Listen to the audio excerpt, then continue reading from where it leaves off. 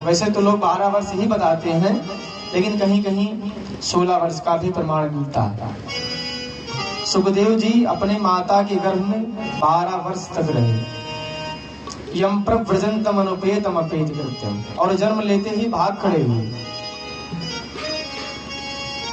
जन्म लिए कि तुरंत भाग गए। द्वैपायनो विरह कातर आजुहा, द्वैपे भवा द्वैपायनः।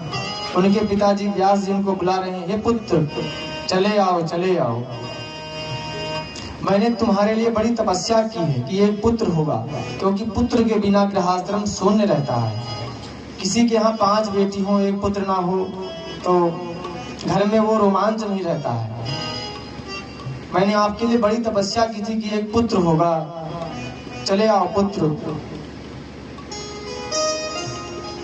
प्रिय भक्तों, एक समय महर्षि व्यास सुमेर श्री पंगर पर्वत पर पुत्र के लिए बड़ी तपस्या की कि एक पुत्र होगा, क्योंकि पुत्र के बिना गृहस्थाश्रम शून्य होता है। इसलिए हे पुत्र बाहर आ जाओ। पुत्रेति तन्मतया तरवोभिनेदुष, तो गर्भ से आवाज आई कि पिताजी मैं बाहर नहीं आऊंगा। बाहर में आने से बड़ी माया क्लेश है, सता लेगी। बाहर आप मिलो तो मैं आऊंगा। तो भगवान बोले मैं तो नहीं मिलूंगा। तो बोले मैं नहीं आऊंगा। ऐसा ऐसा करते 12 साल बीते गए। और मैंने अपने गुरुदेव भगवान से सीखा, मैं कथा श्रवण किया आज सुबह, तो हमारे महाराज जी ने बताया कि ज्योतिष नीति में एक ज्योतिष शास्त्र की एक पुस्तक है, उसमें एक ज्योतिष नीति से ऐसे कुछ कोई पुस्तक है। उस पुस्तक में दिया हुआ है कि इस मुहूर्त में यदि गर्भ अभी भी हो जाए तो बालक का जन्म 12 वर्ष तक नहीं होगा।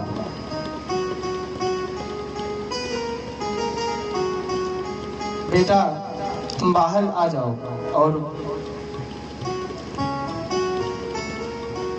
वो बोले मैं बाहर नहीं आऊंगा, कि बाहर आऊंगा तो बाहर की माया हमको सता लेगी।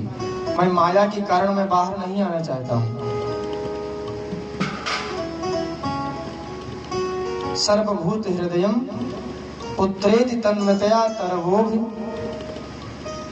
सर्वभूत हृदयम मुनिमानतोस्मि। वैसे देखा जाए तो सुखदेव भगवान की लौकिक क्रिया में बुआ भी रही होंगी, तो जो जन्म लेते ही भाग गए, नार विमान लेकर भाग गए, कोई संस्कार ही नहीं हुआ, नारे नहीं कटा। और लौकिक क्रिया में देखा जाए तो पंडित